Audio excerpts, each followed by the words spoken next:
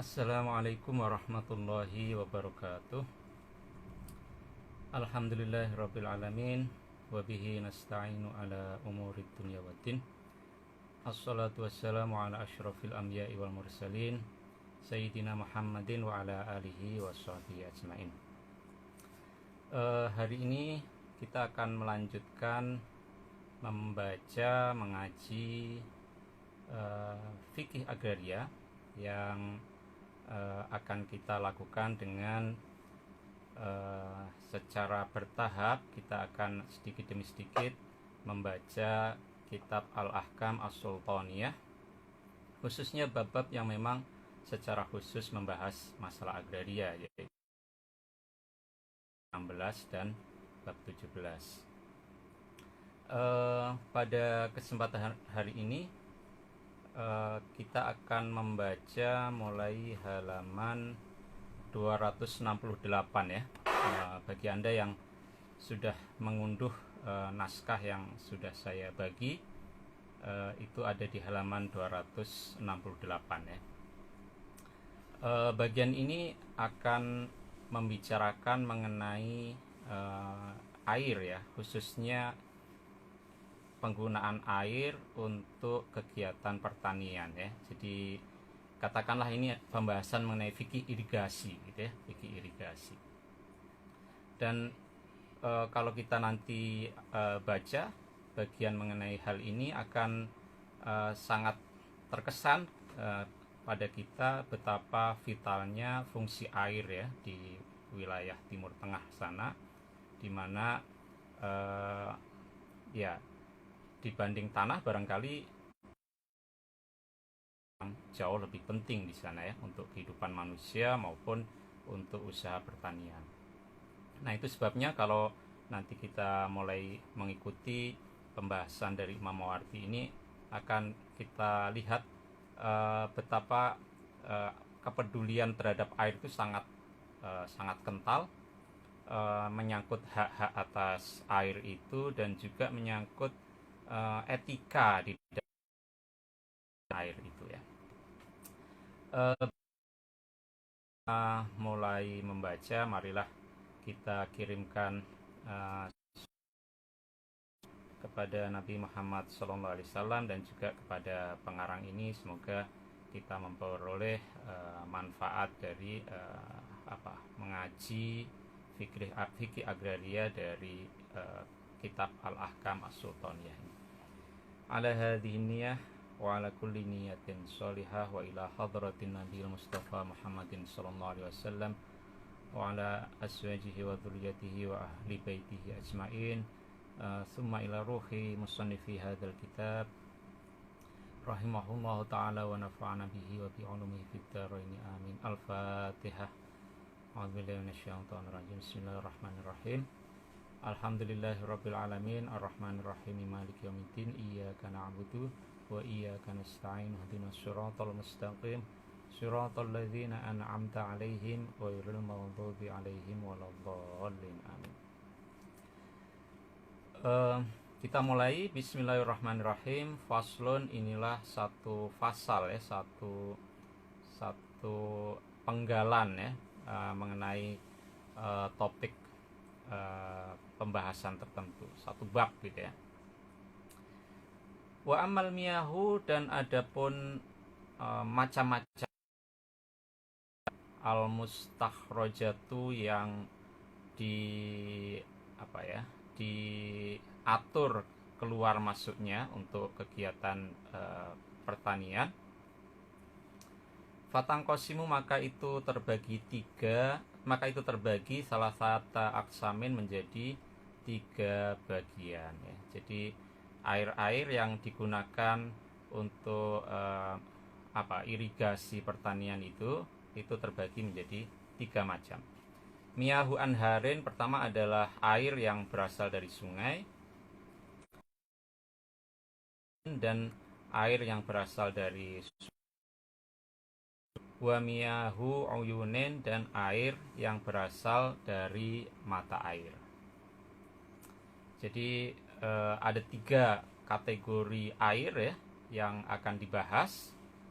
oleh Imam Mawardi, yaitu sumur dan mata air. Fa'ammal anharu, maka adapun sungai ya, air yang berasal dari sungai, fatang kosimu, maka dia terbagi lagi salah satu aksamin menjadi lagi ya.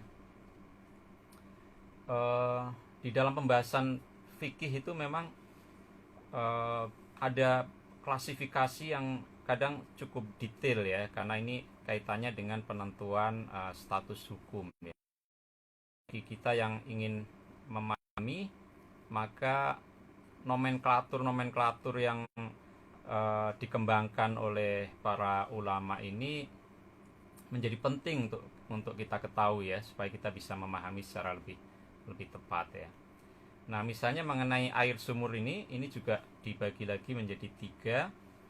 Ahaduha, adapun yang pertama, ajrohullahi, itu adalah sungai yang dialirkan oleh Allah Ta'ala, Maha Suci Allah. Artinya memang sungai alami ya, sungai yang bukan buatan manusia. Min kibaril anhari, yakni yang besar ya. Di sini selalu yang dirujuk adalah sungai Tigris dan Efrat ya. Mungkin kalau di Indonesia mungkin sungai Musi ya, sungai Bengawan Solo mungkin ya, Mahakam. Allati la yahtafiruha, yang tidak menggali, tidak membuat pada sungai tadi al-adamiyuna, manusia. Jadi memang itu sungai-sungai yang sifatnya alami. Kadi jelata, seperti sungai Tigris, wal furoti, dan sungai Efrat. Nah, ini 2 sungai yang memegang peranan vital ya bagi peradaban di Irak ya, bahkan sejak masa sebelum Islam, pra-Islam. Jadi sungai ini punya nilai yang sangat penting secara ekonomi, secara kultural gitu ya, secara sosial. Ini sungai yang sangat vital ya peranannya. Dan kebetulan 2 sungai itu ketemunya di kota Basrah ya. Wa yusammayani, dan dinamakan kedua sungai ini ar-Rafidaini, sungai Rafidan ya. 2 sungai ini dinamakan sungai Rafidan. Jadi ini kategori pertama, yaitu sungai yang sifatnya alami, tidak pernah dibikin oleh manusia, dan sungai itu cukup besar ya. Fama uhuma, maka adapun volume air yang terdapat di 2 sungai itu, yatasio, itu mencukupi lizar'i, untuk irigasi pertanian, walisyaribati, dan untuk diminum ya, untuk diminum. Nah, saking besarnya sungai itu dan demikian maka walaisa yutasawwaru, dan tidak bisa fihi, di dalam air 2 sungai tadi itu, kusurun an kifayatin ya, tidak memenuhi kecukupan ya, karena saking banyaknya ya pasti melimpah ya. Ini sumber daya alam yang abundance ya, yang melimpah. Wala darurata, dan tidak ada situasi keharusan, tat'u, yang mendorong fihi, di dalam air sungai Tigris dan Efrat ini, ila tanazu'in, kepada situasi perselisihan, tidak ada dispute ya untuk memanfaatkan itu. Au musyahanatin, atau situasi di mana orang harus tawar menawar ya, harus berkompromi untuk bisa memperoleh akses terhadap air itu karena saking melimpahnya. Nah, dalam situasi ini tentu jenis aksesnya, jangkauan akses yang tersedia bagi manusia yang membutuhkannya menjadi cukup lebar gitu ya, cukup leluasa. Faya juzu, maka boleh liman bagi siapapun, sya'a yang menghendaki, minan nasi dari manusia yang mana saja gitu ya, ayak khuda untuk mengambil minha dari kedua sungai tadi, tihi sesuai dengan kepentingannya.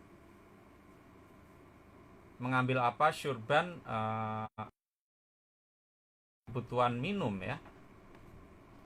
Waj'ala, dan menjadikan min do'atihi, atau membuat min do'atihi untuk kepentingannya, ilaiha pada kedua sungai tadi, maghidon, jalur atau saluran-saluran irigasi. Jadi dibuat kanal-kanal kecil yang berasal dari sungai itu untuk kemudian airnya dialirkan ke lahan pertanian. Nah, dalam situasi di mana sumber daya air cukup melimpah, tidak ada isu mengenai kompetisi begitu di situ, maka siapapun bisa mengambil dari sana. Wala yumna'u, dan tidak bisa dilarang, min akhli syurbin, dari mengambil minuman dari situ. Wala yu'aradu, dan tidak bisa ditentang, tidak bisa dicegah, fi ihdasi maghidin, di dalam membuat kanal ya dari situ. Jadi kalau ada orang yang mengambil air dari situ untuk konsumsi rumah tangganya, atau untuk dibikin kanal, maka tidak ada seorang pun yang boleh melarangnya, karena sumber dayanya bersifat melimpah ya. Dan kedua, itu yang kedua. Yang pertama, karena itu sungai yang sifatnya alami, tidak ada investasi tenaga di harta yang dilakukan oleh siapapun untuk membuat aliran sungai itu. Itu sungai yang sifatnya alami ya. Jadi itu pertama. Yang kedua, kondisi ketersediaannya juga cukup melimpah, sehingga dalam kondisi semacam itu maka hak untuk publik juga dijamin dengan cukup leluasa. Nah, ini yang pertama ya, jenis pertama dari air sungai. Wal qismu tsani, adapun bagian yang kedua, ma ajrohu ya, sungai yang ajrohullah, sungai yang Allah mengalirkannya, ta'ala maha suci Allah, min siwaril anhari, tetapi yang merupakan sungai-sungai yang kecil ya, tidak sungai yang besar seperti sungai Tigris dan Eufrat tadi. Bahwa adapun sungai alami yang kecil ini, itu ala dzorbaini, atas dua jenis ya. Nah, lagi-lagi kita di sini sampai pada klasifikasi dan klasifikasi lagi gitu ya. Dan ini memang gaya benalar di dalam ilmu fikih itu salah satunya seperti ini. Ahad itu dari dua macam tadi, sungai kecil tadi, itu aya'luwa ma'uha, jika airnya itu cukup dalam. Dia kecil tetapi cukup dalam ya. Jadi artinya volume airnya juga lumayan besar gitu ya. Wa illam yuhbas, dan sekalipun tidak dibendung, wayakfiya, dan mencukup ayak luwa ma'uha, itu jika airnya cukup dalam, wa illam yuhbas, sekalipun tidak dibendung. Jadi meskipun tidak dibendung, itu sungai itu sudah cukup dalam. Jadi dia bukan sungai kecil yang dangkal, tetapi dia sungai kecil yang dalam. Dan memang secara alami memang dia dalam. Dia dalam bukan karena dia dibendung ya. Wayakfiyah, dan mencukupi sungai ini jami'a ahlihi, keseluruhan penduduk di sekitarnya, min ghairi taksirin, tanpa ada kekurangan ya. Nah, maka dalam kondisi demikian maka faya juzu maka boleh likulidhi ardin bagi setiap orang yang memiliki tanah ya, maksudnya tanah pertanian, min ahlihi dari ahli, maksudnya penduduk di situ, ayak khuda untuk mengambil minhu dari sungai kecil, tapi dalam ini mengambil apa, syurba ardhihi, pengairan tanah pertaniannya. Jadi karena tidak ada isu mengenai scarcity, tidak ada isu kelangkaan, meskipun sungainya kecil tapi karena dia dalam, tidak ada isu kelangkaan di situ, maka boleh di situ untuk mengairi tanahnya fi waqti hajatihi, pada saat dia membutuhkan ya. Wala yu'aridu, dan tidak boleh menentang ya, ba'dhuhum, sebagian penduduk di situ, ba'don, pada sebagian yang lain ya, karena semuanya punya hak yang sama ya. Sungai ini merupakan, karena ini sungai yang alami diciptakan oleh Allah, maka sungai ini sifatnya commons ya, jadi siapapun boleh menggunakannya. Nah ini nanti akan berbeda kalau sungai itu dibikin oleh manusia, nanti akan ada penjelasannya ya. Fa'in aroda, maka jika menginginkan kaumun, satu kelompok, ayastah, mengalirkan ya, membuat keluar, artinya mengalirkan ya, minhu dari air kecil tapi dalam tadi itu, nahron, saluran air, kanal gitu ya, irigasi sekundernya mungkin gitu ya, tersiernya ini ya, karena sudah langsung ke lahan, yusaku, yang dia mengairi, ilro, ke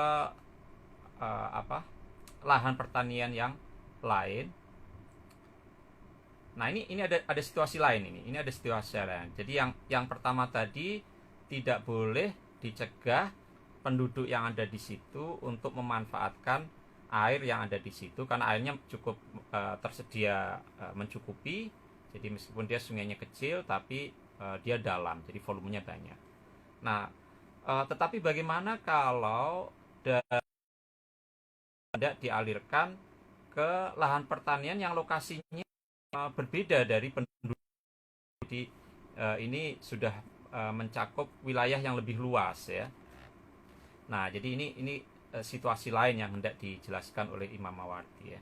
Fa'in aroda, maka jika menghendaki kaumun, satu kaum di luar penduduk lokal di situ, ayastahriju, untuk mengeluarkan air, minhu dari sungai kecil tapi dalam tadi, nahron, satu saluran, yusaku, yang diairi, ila ardin ukhrob, ke lahan pertanian yang berbeda, yang di luar kampung itu misalnya, awyaj'alu ilaihi, atau dia hendak menjadikan ke sungai tadi, maghidonahrin, saluran penghubung ke sungai akhoro yang lain. Jadi ada kanal lain, lalu dia ingin menyodet supaya air dari yang kita bahas tadi itu, air dari sungai kecil tapi dalam itu bisa mengalir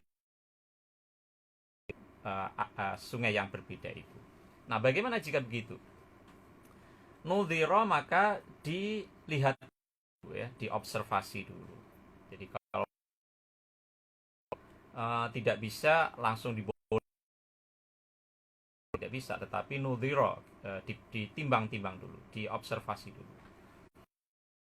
Karena maka jika ada dalika, hal itu ya, jadi orang membuat aliran sungai ke lahan pertanian di luar daerah itu, jika hal itu itu membahayakan, artinya merugikan ya, di ahli hadzan nahri, terhadap penduduk yang ada di sekitar sungai ini, muni'a, maka dilarang kaum tadi minhu, dari melakukan tindakan itu. Jadi ditimbang-timbang dulu nih, apakah kapasitas airnya itu mencukupi kalau itu juga dimanfaatkan oleh penduduk di luar penduduk yang di sekitar sungai itu. Wa illam yadhurra, dan jika tidak merugikan, tidak membahayakan, bihim kepada ahlu hadan nahar ya, penduduk di sekitar sungai ini, lam yumna, maka tidak dilarang ya. Karena pada dasarnya siapapun boleh mengakses sungai yang sungai itu sifatnya alami ya, berasal dari ciptaan Allah. Tidak ada investasi tenaga atau harta apapun dari seseorang untuk membangun sungai itu. Maka pada dasarnya dia sifatnya adalah the commons. Hanya saja kalau ketersediaannya tidak sebanyak sungai besar, maka ada hak prioritas ya. Nah, prioritasnya tentu diberikan kepada penduduk yang ada di sekitar sungai itu gitu ya.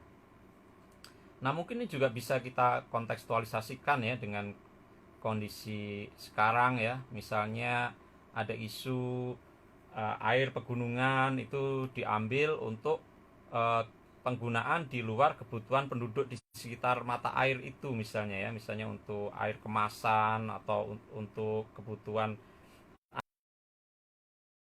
di kota. Nah, ini tentu semestinya di pendapat fikih airnya Imam Mawardi ini, hak prioritas harus diutamakan kepada penduduk yang ada air, sumber air itu ya. Nah, kalau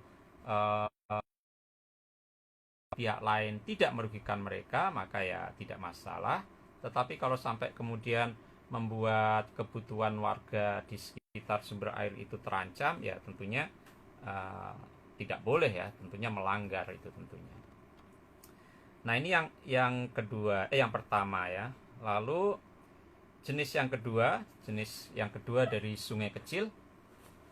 Waldor busani, adapun jenis yang kedua, ayas takila, itu jika sedikit ya, kolil ya, yastakila sedikit, ma'uha dan nahri, volume air dari sungai ini.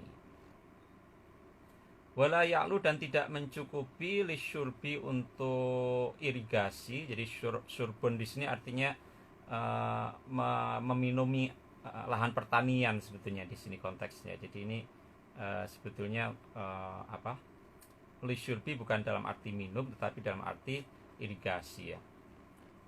Wala ya'lu, dan tidak cukup tinggi ya.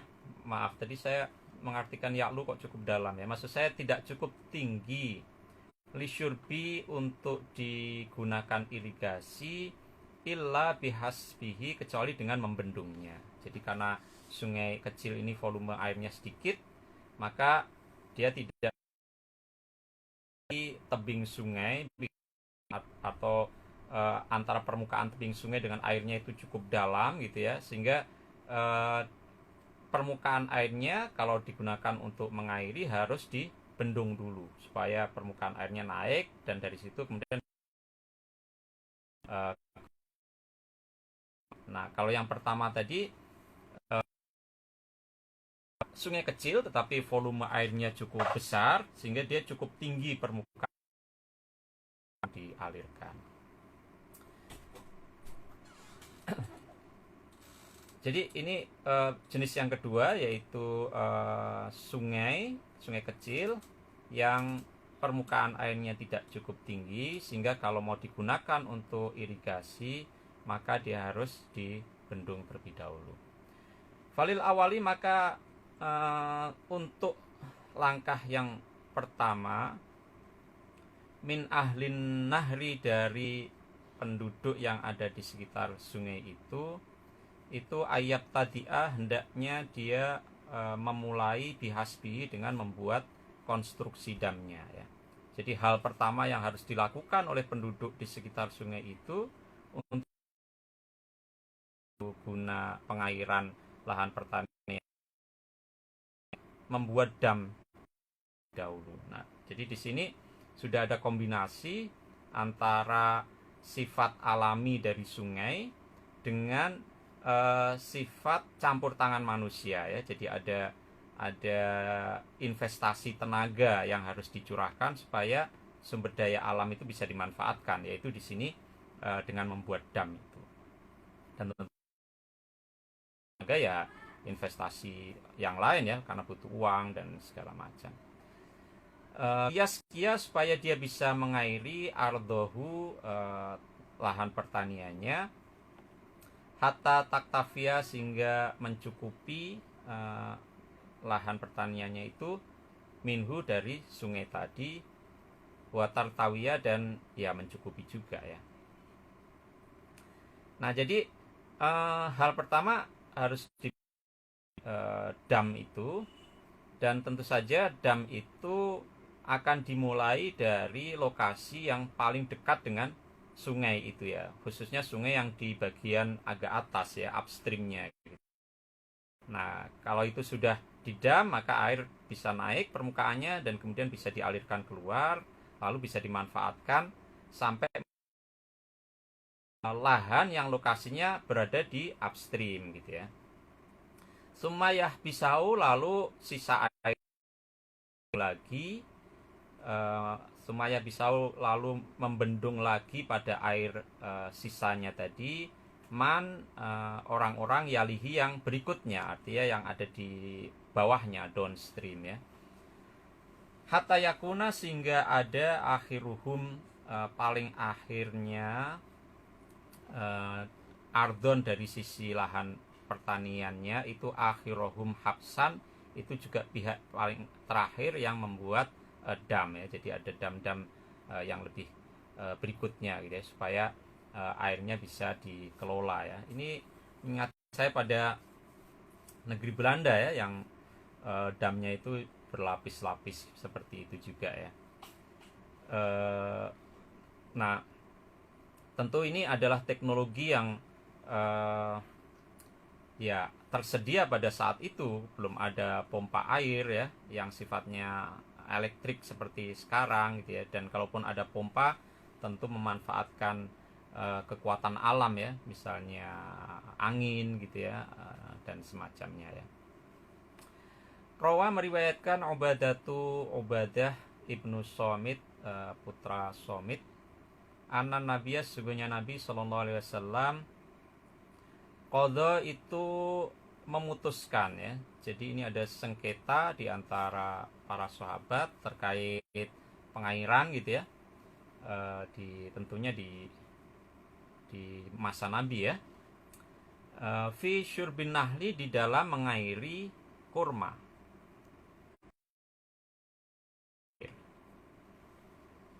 Nah, apa yang diputuskan oleh Nabi, annalil a'la, bahwasanya bagi lokasi kebun yang tinggi, yang lebih tinggi, yang ada di upstream gitu, ayyasroba, untuk apa, mendapatkan pengairan terlebih dulu sebelum yang lebih bawah gitu ya.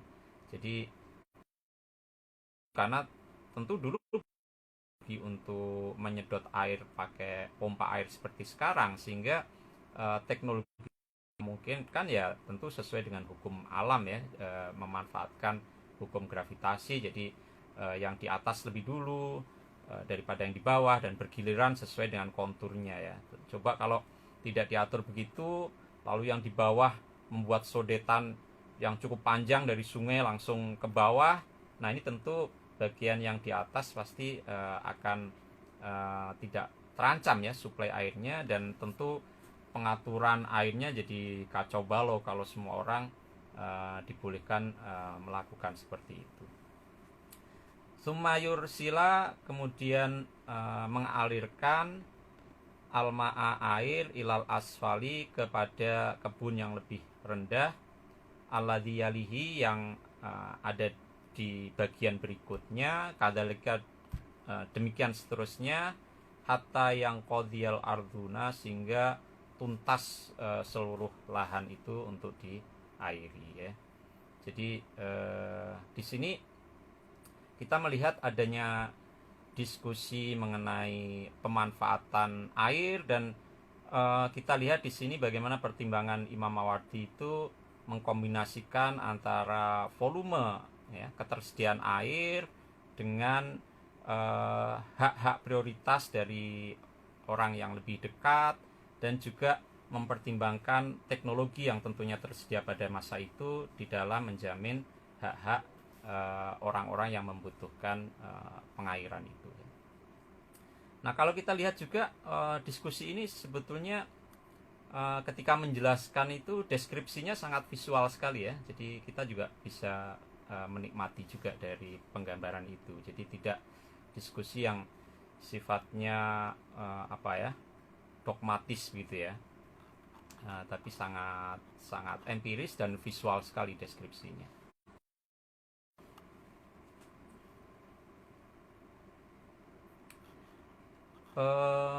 Sampai mana tadi?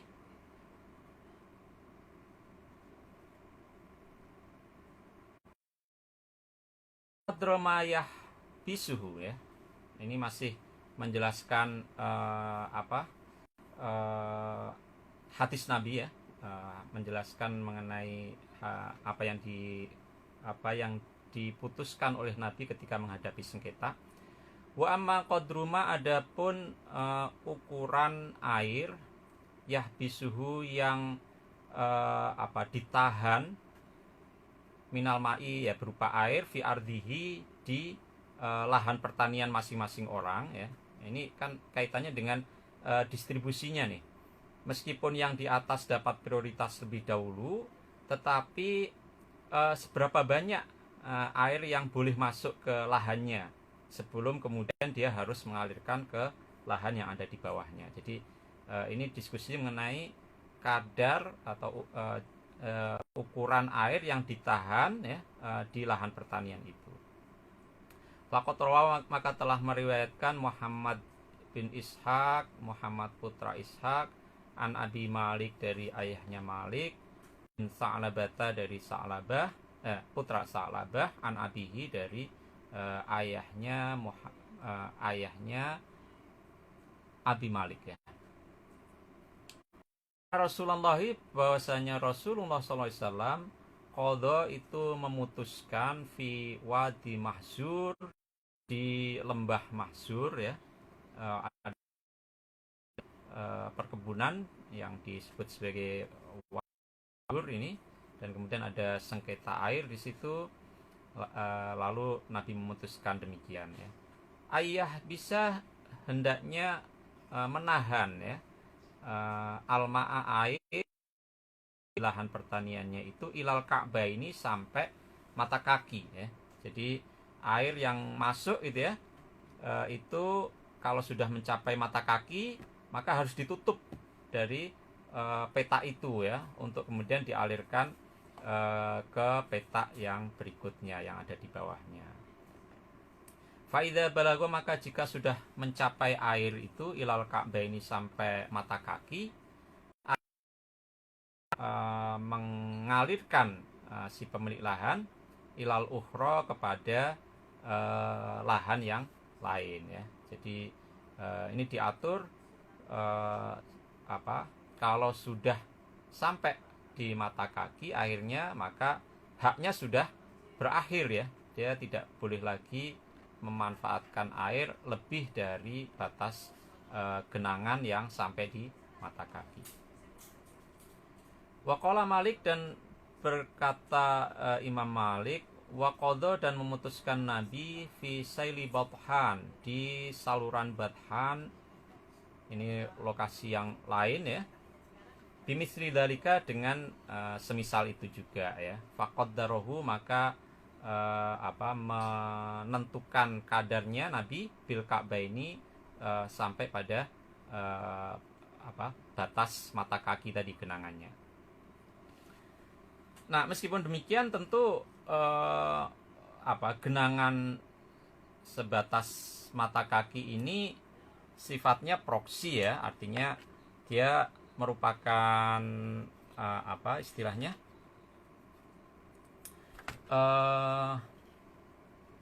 sifatnya pedoman yang sifatnya umum gitu ya, yang tentunya di dalam pelaksanaannya tentu berbeda-beda gitu ya, sesuai dengan kondisi yang dihadapi.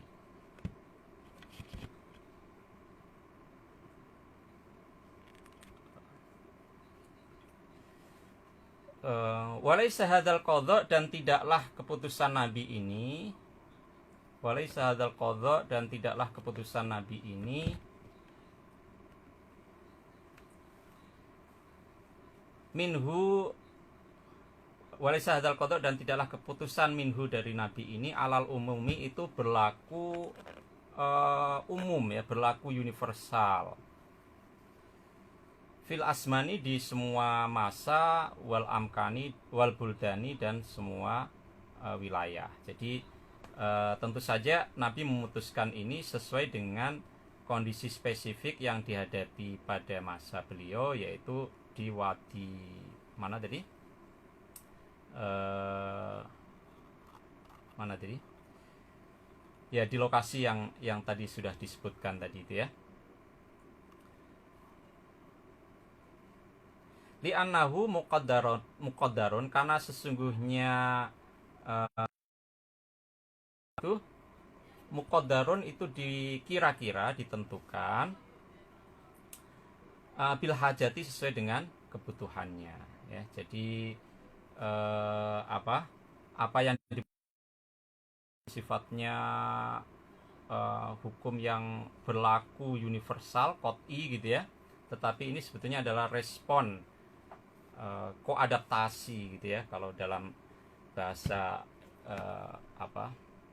bahasa teknisnya gitu ya, koadaptasi terhadap situasi-situasi yang dihadapi di tingkat lokal. Ini mohon maaf goyang-goyang ininya HP-nya. Waqad yakhtalifu, dan berbeda-beda, dan bisa berbeda-beda ukurannya tadi, artinya tidak harus selalu sesuai dengan genangan mata kaki itu, tapi bisa berbeda-beda. Min khamsati aujuhin, dari dalam 5 segi. Jadi bisa berbeda-beda dalam 5 segi, biikhtilafil ardhina, sesuai dengan perbedaan lahan pertaniannya ya. Jadi nggak selalu harus setinggi mata kaki, bisa saja lebih sedikit atau bisa saja lebih banyak. Nah, menurut Imam Mawardi ada 5 situasi di mana kemudian ukurannya ini bisa ditentukan secara, maka sebagian dari 5 situasi itu adalah ini ya, lahan yartawi, yang mencukupi bilyasili, dengan sedikit air. Jadi ada lahan yang kondisinya tidak membutuhkan banyak air ya, atau ya kondisi lahannya misalnya tidak terlalu kering gitu ya, sehingga dia tidak membutuhkan banyak air ya. Wa minha, dan sebagian lahan itu layar tawi, tidak mencukupi illa bil kathiri, kecuali dengan banyak air gitu ya. Jadi sebaliknya ya. Jadi situasi ini kemudian menentukan seberapa banyak air yang bisa dialirkan ke lahan seseorang. Jadi ini menentukan jenis haknya itu, seberapa besar haknya itu untuk memperoleh air ya, tergantung kepada lahannya. Jadi pertama ditentukan oleh jenis lahannya itu ya. Mungkin lahannya ada yang berpasir, nah itu kan pasti berbeda ya. Lahan yang liat dia bisa tidak korosif ya, maka dia bisa airnya bisa tertahan ya, jadi sehingga mungkin kebutuhan airnya tidak banyak. Tapi kalau lahannya berpasir, mungkin tuh kebutuhan airnya juga lebih banyak ya. Jadi mungkin gitu.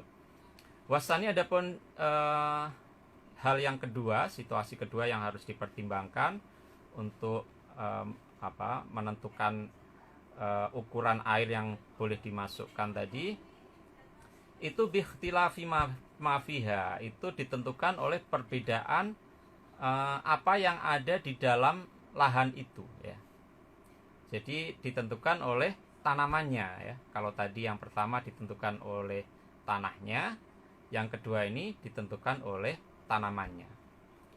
Fa inna lisyar'i, maka sesungguhnya bagi tanaman pangan, minasyurbi, dari kebutuhan air kodron itu ada ukuran tersendiri.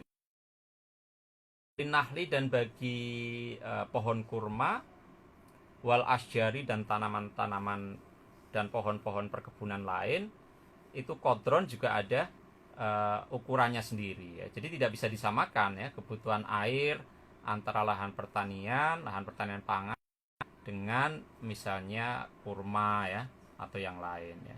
Misalnya gandum ya dengan padi, tentu kebutuhan airnya beda ya. Padi itu satu jenis tanaman yang kebutuhan airnya besar ya, kecuali padi ladang ya. Itu padi dengan jagung ya. Kalau jagung justru tidak membutuhkan banyak air. Wasal itu adapun hal yang ketiga yang harus dipertimbangkan, itu bikhtilafis soifi wasyitai, sesuai dengan perbedaan musimnya ya. Apakah as-soif musim panas, kemarau ya kalau di kita, wasyitai atau musim dingin atau musim penghujan ya. Nah ini juga akan berimplikasi pada kebutuhan air yang berbeda. Fa'inna likulli wahidin, maka bagi setiap satu minas zamana ini dari kedua musim itu kodron ada ukurannya sendiri ya. Kalau musim panas mungkin membutuhkan air yang lebih banyak dibanding musim dingin ya. Warabi'u, dan yang keempat itu bikhtilafiha, menurut perbedaan tanah, fi waktu zar'i, pada saat menanam, wa qoblihi, dan sebelumnya ya. Jadi setiap tanaman itu ada karakteristiknya sendiri ya, di dalam kebutuhan airnya ya, baik pada saat sebelum ditanam, saat setelahnya. Jadi kebutuhan air pada setiap fase cultivationnya ini tentu akan berbeda-beda. Falikuli wahidin, fainalikuli wahidin, maka bagi setiap satu minal wakta ini dari kedua fase tadi itu, fase di dalam cocok tanam itu, kodron ada ukurannya sendiri-sendiri ya. Wal khamisu, adapun yang kelima, ini yang terakhir, kriteria atau pertimbangan yang kelima di dalam menentukan kebutuhan air, itu bikhtilafi halil ma'i, tergantung pada perbedaan kondisi airnya itu. Jadi tanahnya, lalu tanamannya, lalu musimnya, lalu fase-fase cocok tanamnya. Maka yang terakhir ini tergantung kondisi airnya ya. Fi baqaihi, di dalam kelancaran alirnya, wangqitaihi, dan terputus-putusnya ya. Jadi air itu ada yang lancar gitu ya, ada yang pasokannya itu agak sedikit ya pada waktu-waktu tertentu ya. Surut ya, mungkin tergantung musim juga gitu ya. Jadi itu berbeda-beda.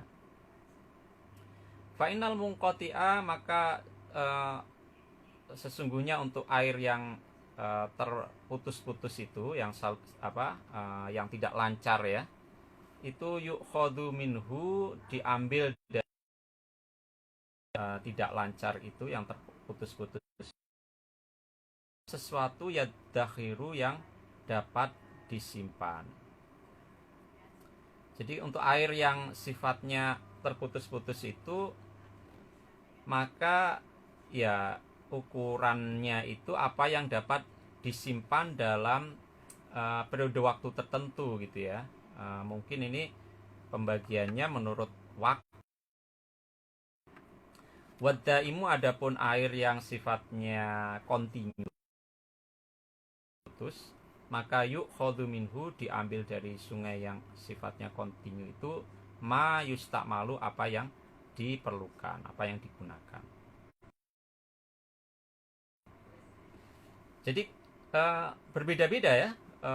Jadi pesan yang diberikan oleh Nabi tadi tentu saja menjawab kebutuhan spesifik, tetapi kalau kita lihat di sini ada banyak situasi yang kemudian menuntut ukuran yang berbeda-beda. Falikhtilafihi, maka karena perbedaan ukuran ya, ukuran kebutuhan air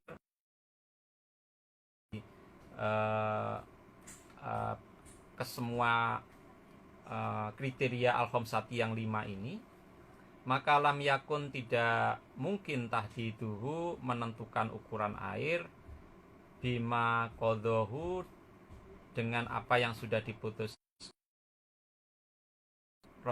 bima qadhahu, dengan suatu yang telah memutuskan Rasulullah SAW fi ahadiyah, pada salah satunya. Jadi tidak mungkin pada salah diputuskan hanya sesuai dengan apa yang diputuskan oleh Nabi, yaitu setinggi mata kaki. Wakana, dan ada ukuran itu, mu'tabaron, itu mestinya ditentukan bil urfil ma'ruti, dengan tradisi yang disepakati, indal hajati, ketika ada kebutuhan ilahi pada air itu ya. Jadi tentu saja harus keputusan yang sesuai dengan kondisi yang dihadapi tadi, menyangkut perbedaan jenis airnya, perbedaan jenis komoditi yang ditanam, perbedaan musim, perbedaan kontinuitas pasokan air ya, dan segala macam itu. Nah, sehingga keputusan-keputusan itu mengenai ukuran hak setiap orang memperoleh air itu harus disepakati sesuai dengan kebiasaan yang ada. Falau sako, maka jika mengairkan, rojulun ardohu, pada lahan pertaniannya, au fajjar,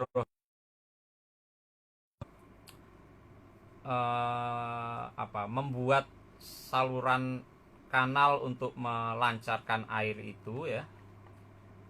Fasala, maka kemudian mengalir ya, min ma'iha, dari air yang tadi dialirkan, ila ardi jarihi, kepada lahan pertanian tetangganya ya. Jadi tadi bicara mengenai kadar maksimal untuk mengalir lahan, itu ditentukan oleh 5 hal tadi. Maka ini ada situasi bagaimana jika seseorang mengalirkan ke lahannya sendiri, tetapi kemudian dia tidak bisa mengendalikan air itu, karena dulu teknologinya kan pasti tidak sesempurna sekarang ya, baik dalam konstruksi irigasi dan segala macam, sehingga airnya itu luber sampai ke lahan pertanian tetangganya. Fawarrokoha, maka lantas menenggelamkan air tadi itu kepada lahan tetangganya. Nah, bagaimana jika kondisinya demikian ya? Maka lam yadman, maka tidak mengganti rugi si orang tadi ya, karena ini bukan kesengajaan, dan dia melakukan sesuatu yang wajar ya, mengalirkan dari sungai ke lahannya sendiri, tapi dia kemudian tidak mampu mengendalikan sehingga airnya itu melimpah ke lahan pertanian tetangganya dan bahkan kemudian menenggelamkannya. Li'annahu, karena sesungguhnya orang tadi itu tasorofa, itu berbuat fi milkihi, pada tanahnya sendiri, tanah yang dimilikinya sendiri, bimubahin, dengan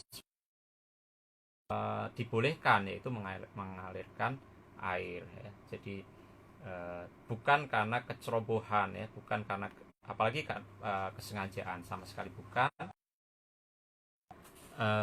Ya mungkin teknologi pada waktu itu bisa sepenuhnya mengendalikan air.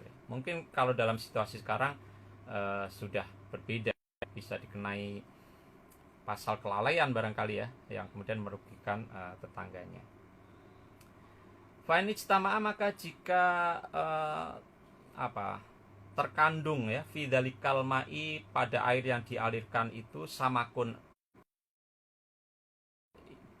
air yang dialirkan melimpah ke lahan tetangganya itu ada ikannya, Kanasani maka ada orang yang kedua, maksudnya tetangganya tadi.